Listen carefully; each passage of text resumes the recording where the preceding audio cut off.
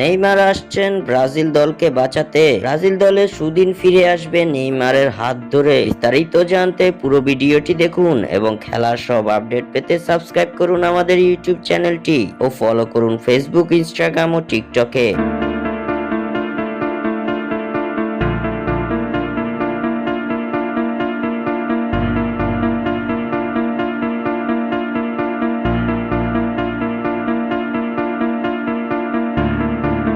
Injury এবং Neymar যেন একই সূত্রে গাঁথা। ক্যারিয়ারে নিজের ব্যক্তিগত অর্জনের চেয়ে ইনজুরিটাই সবচেয়ে বেশি কপালে জুটেছে এই ব্রাজিলিয়ানের। বলা হয়ে থাকে ইনজুরি যদি না থাকতো তাহলে বিশ্ব সেরাদের তালিকায় সবার শীর্ষেই অবস্থান করতেন ফুটবলের এই বরপুত্র। তবে এই ইনজুরিটার কারণেই নিজের ফুটবল ক্যারিয়ারটা রাঙাতে পারেননি নেইমার জুনিয়র। একের পর এক চোট নেইমারকে বারবার দূরে ঠেলে দিয়েছে জাদুকরী পারফরমেন্স থেকে। তবে ক্যারিয়ারে যে সময়টুকু এখন পর্যন্ত খেলে গেছেন, জয় করে গেছেন ভক্তদের হৃদয়। ব্যক্তিগত অর্জনের কোটাটা শূন্য হলেও ভক্তদের যে ভালোবাসা পেয়েছেন নেইমার তা অতুলনীয়। সবশেষ আন্তর্জাতিক ম্যাচটা খেলেছেন গত বছর অক্টোবরে উরুগুয়ের বিপক্ষে বিশ্বকাপ বাছাই পর্বে। সেই ম্যাচে ইনজুরিতে পড়ে ছিটকে গেছেন নেইমার।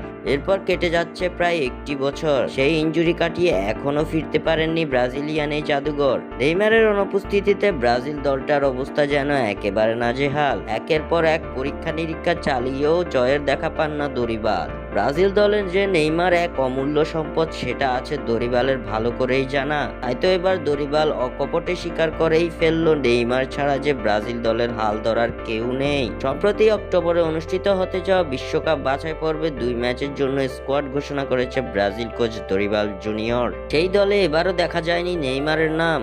স্বাভাবিকভাবেই নেইমারকে না রাখার কারণ জানতে চাওয়া হবে দরিবালের কাছ থেকে। সেই কারণের ব্যাখ্যা দিতে গিয়ে দরিবালের গলায় 2026 বিশ্বকাপে ব্রাজিল দলের নেইমারকে নিয়ে পরিকল্পনা করার সুর। জাতীয় দলে নেইমারের ফেরা প্রসঙ্গে দরিবাল জুনিয়র বলেন, আমরা উপলব্ধি করতে শুরু করেছি যে সে কতটা গুরুত্বপূর্ণ। সে যদি সামনের বছরগুলোতে ফিরে আসে, বিশ্ব ফুটবলের সেরাদের একজনকে আমরা আমাদের জাতীয় দলে ফিরে পাবো। দরিবালের কথাই স্পষ্ট যে 2026 বিশ্বকাপে তার পরিকল্পনায় ভালোভাবেই থাকবেন নেইমার জুনিয়র। স্বাক্ষর থেকে সাদবিন ইসলাম।